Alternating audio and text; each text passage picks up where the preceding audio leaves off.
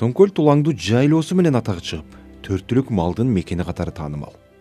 Сөңкөлдү куурчап турган жайлоого Нарындын 4 районунан Кочкор, Жумгал, Нарын жана Ак Таладан 300гө чукул малчы жыл сайын миңдеген майда жандыгын, жылкы, уй, топозду кошуп айдап келишет. Малчылар көлдү жээктей көчүп келип, күзгө чейин отурат.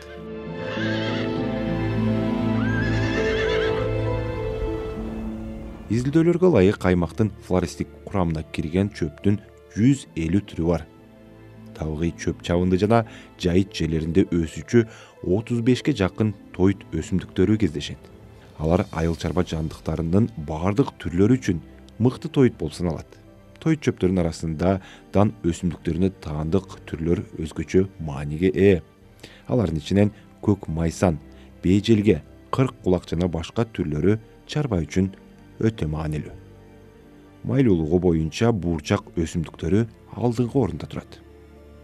Бирок экологдор мындагы жайыттардын олуттуу бөлүгүн зыяндуу жана уулуу өсүмдүктөр каптап, бадал басып, деградацияга туушар болгонун белгилешет. Алар мал жеген бетеге чөбү таптакыр жоголуп баратканын айтышат. Жайытка жайылган малдын көптүгүнөн бетеге урук чачканга жетишпей, такырайып кеткен. Бетегенин ордун мал жебеген уулуу чөптөр баскан.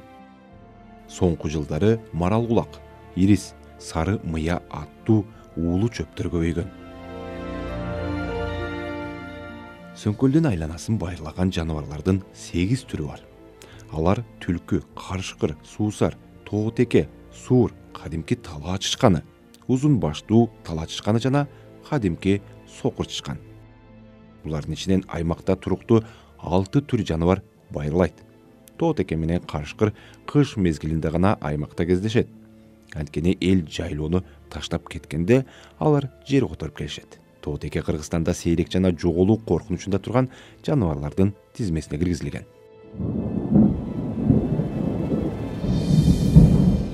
Сөңкөлдө турист тоскоон 20дан ашык конок үй бар.